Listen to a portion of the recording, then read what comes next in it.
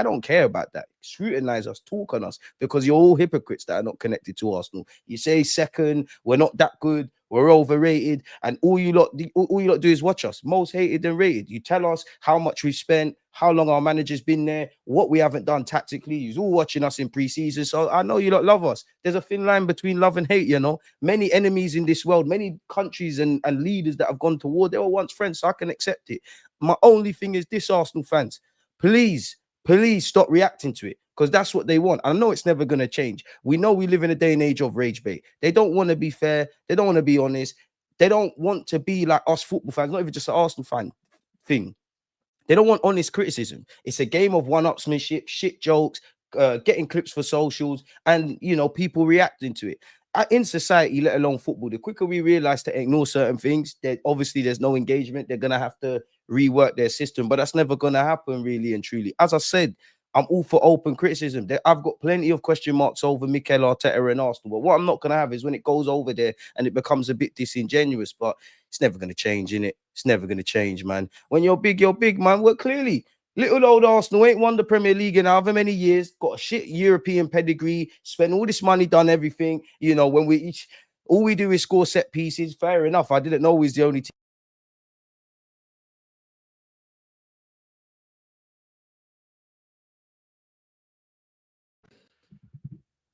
What's going on? What's going on there?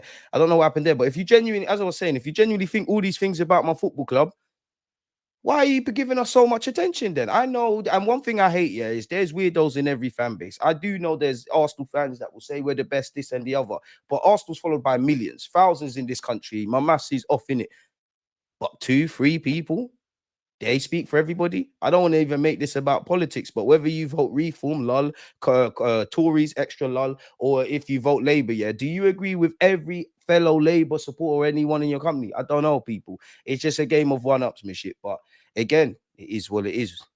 I welcome it. Gyökeres balled out for Sweden. I must have missed that. You also must have missed the fact that you ain't got a Swedish striker anymore, Foxy. Isaac's gone. I know you're looking at them pictures. Don't lie to yourself. You don't care about Waltmade. You don't care about Visa. It's not replacing him, mate. It's all right. It's all right. It's okay. Don't worry, because we're due to go to St. James's Park, and we didn't win at Anfield. I need my 3 points at St. James's Park. I need my 3 points at the Etihad, even though I think we're playing at the Emirates, man. So, yeah.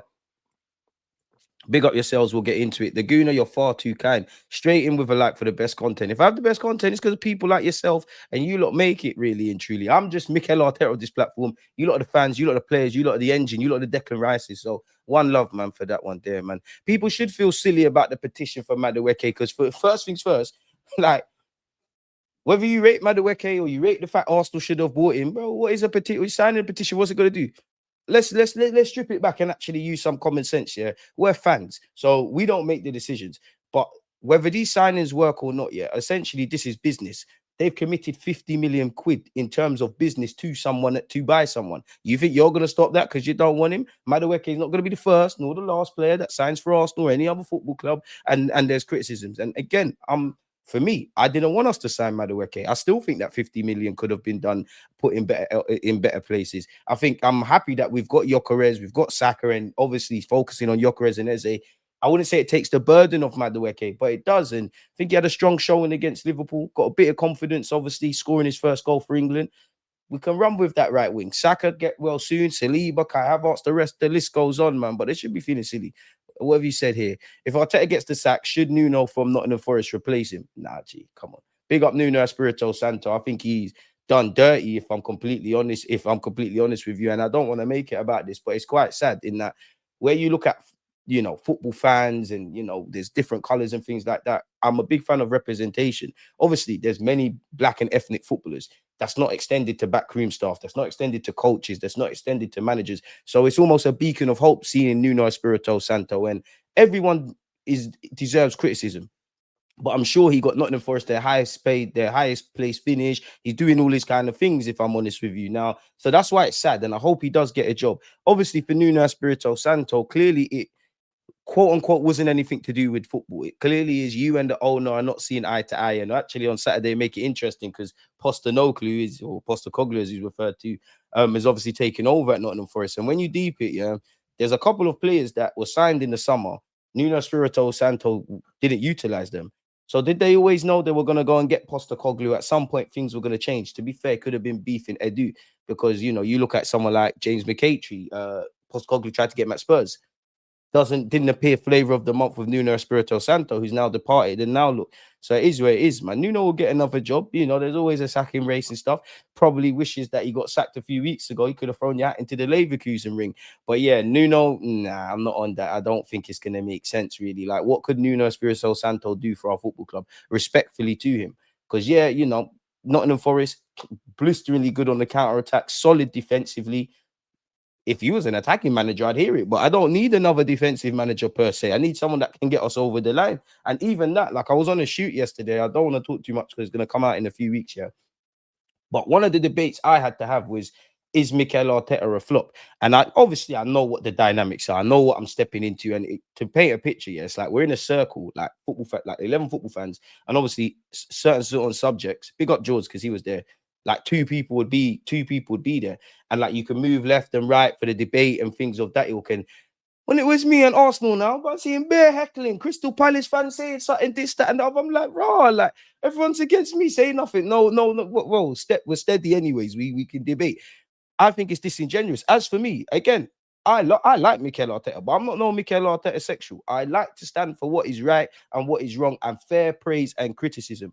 If you say I can sit here and say Mikel Arteta is a flop, I think that's a bag of bullshit. If I'm honest with you, and I can always back up my reasons. And again, disclaimer: I'm not saying it's Mikel Arteta to the world and back. I think you're a good manager. You need to prove you're a winning manager. I do think we're at the point of, regardless of who the big dogs are in Europe or how good Liverpool are, you're shooting yourself in the foot, and you need to look at the man in the mirror and do what you need to do tactically. But you can't say he's a flop. They said he's a flop and his time at Arsenal's a flop. It's not. When he walked in at this football club in 2019, what was the talking points? Man, we're Arsenal. We always want to be winning titles and things like that. We know that. But directly, was that the mandate? We're literally buoyed for not getting over the line, finishing second, despite the fact that we get 90, 100 goals. Even me criticizing the fact that we're not scoring. We're not getting embarrassed in Europe. I'm not here to say we're the biggest and baddest, but for people that understand football, we are one of the best teams in Europe and in the Premier League.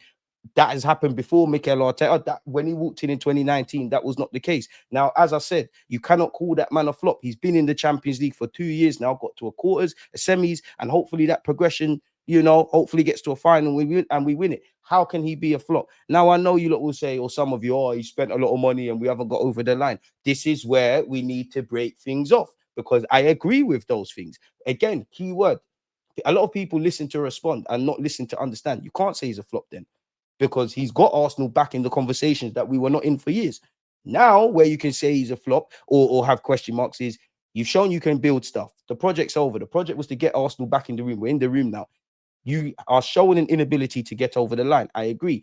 It's really and truly, what was the first year we fought for the title, people? The year we signed Jesus and Zinchenko, right? This is now the 4th year. Bear that in mind. From that year to now, that's where the dynamics have changed. That's where any money that has been spent in that period, anything we have done or failed to do in that period, that's where my criticisms come from. Because we've steadied the ship. We rebuilt the house. Obviously, the electric, the plumbing work, new liquor paint, everything's there. Flat screen TVs have landed now with Gyökeres and Eze. You need to go over the line. You can't say a man's a flop. Can you say he's underachieved, getting us over the line? Yes. Can you have criticisms about maybe picking up League Cups and FA Cups and all of those things? 100%. No man's without fault, people. Those that understand football and love football at its purest level, regardless of if you support the club, I do, or any of us, fully understand what I'm saying. Those that want to do agenda-driven BS, you're not going to get anywhere. Some of that money was to catch up. Some of that money has been swindled. I even think this summer was doing mad stuff. But if you're going to call a man, you can't call a man a flop. Can you? You can't. Those 4 years, the conversation should be, can he get us over the line? Is he the man to get us over the line? Is he the man before the man? This is where, in this 4-year period, including this year, this is where the conversation shifts. But if a man's a flop, that don't make sense. It don't make sense. I don't tell you what to think, just think.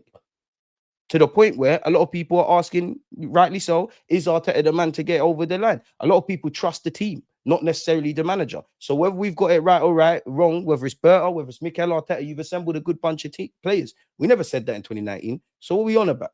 It's not making sense. So if you genuinely think you've got the team and not the manager, you can't say the man's a flop. It don't make sense. To me, anyways. And don't get it twisted. I'm not defending no one. I'm just looking at what things are being said. It's not making sense to me. But anyways, man.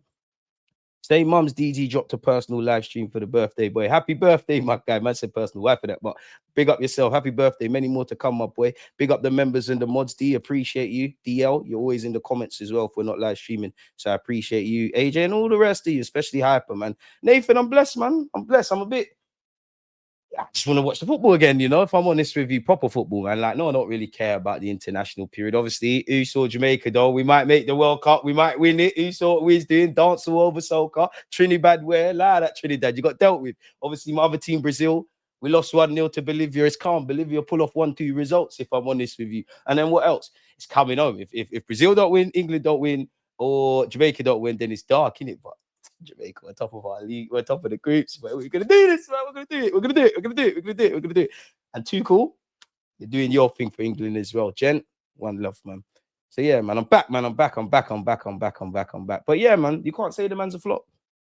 Because simply put, from the minute he walked in, say if Arteta leaves today, are we in a better state? Yes, we are. So if we've got a squad, clearly the recruitment, the ethos, all those things, you think that, you know, I'm not saying we can't sign some more players, but if you think the nucleus is there and you don't necessarily trust the manager to get over the line, then he's done his job. Because you've gone from rebuilding for a novice manager to obviously, is it about winning titles? And again, winning titles, getting over the line, when you're in semi-finals, all of these things are valid. But again, key thing, you can't say he's a flop. Can you say he's past his sell-by date? Can you say he's, you know, there's questions over his ability to get us over the line? Can you question, which I probably fall on that sense, I think we've got the team. I think it's down to you, Gaffer. Obviously, the players are playing, but I need you to move the ball faster. I need you to play expansive football. I'm not no coach. I'm a fan. It's your job to figure that out. Because some of these players, I genuinely believe. I don't care if people rate Gyökeres, Martinelli, Madueke, Bukayo Saka, Eze, Merino if he goes up front. All of these guys, Trossard, the same. If these guys went to other teams in the Prem, I'm not saying they'll be the bee's knees, but you'd probably look at them a bit different. And I've been very passionate in that course, gassed about Gyökeres, happy about Eze, want to see Saka fit. You know, you put Trossard and Martinelli as squad players, we're great. But if you buy the clothes, you need to know how to put them on. Tactically, there was issues there. So yeah, man, it is what it is. Bro, like, no, reform's a bit mad, innit? I don't want to get political, but like, even that, like, one thing that pisses me off, and I can't speak for other fans, yeah, you have one rogue Arsenal fan that will say we're winning everything, winning the Tour de France, this, that, and the other. You know, it might be one madman that just wants everyone out of the club. It might be a next madman that probably wants to suck Arteta's dick. Pardon my French, I'm not in the mood to do the PR thing. They speak for everybody. It don't make sense. Where if I vote Labour, which to be honest, I don't really believe in none of the parties, but if I vote Labour, there might be another madman that has mad thoughts. But because he votes the same thing as me, I co-sign everything. It's stupid. And then when you look at, like, bro, I'm specifically not trying to name these platforms, but why do you think they get the two extremes? You get the one that moves like Arteta can walk on water, or you get the one that's everything's terrible. Why? Because they're gonna get clips. You know, when man are just negative for the sake of being negative, oh my gosh, they're a real fan. When they're bare positive, they know they're gonna clown them. The truth don't sell. The fiction does. It is what it is, man. But this is why I say, I don't tell you what to think, just think. And unfortunately, Arsenal fans, you're not going to listen to little old DG. You're not going to listen. The only thing you can do is protect your mental health. If you know the platforms that chat shit, that are not, because there's plenty, you know what? There's plenty of platforms, yeah, that ask fair questions about my football club and other football clubs and things of that ilk. I'm all for that. But when it comes to the agenda-driven, rage-bait drivel, just stop going on it. Rightly or wrongly, just air it. But that's never going to happen. It's never. So yeah, man. Is what it is, man. There's no party representing anyone for people to vote for in any region of the world. Welcome to the brave new world, the politics they peddle for you. We have Alanga, big up Alanga, man. But it's not Isaac, though. It's not Isaac, though. You still miss Isaac. Doesn't matter how many girls you've got, you still remember the one you love in it. When it's all said and done and it gets real dark in your room at stupid o'clock, when the room gets real quiet, that's when it gets real loud. And you think about, oh my Isaac, my first title in 70 years. He's ruined his loyalty to the club and he's forgot about his legacy. Shut up, man. Big up.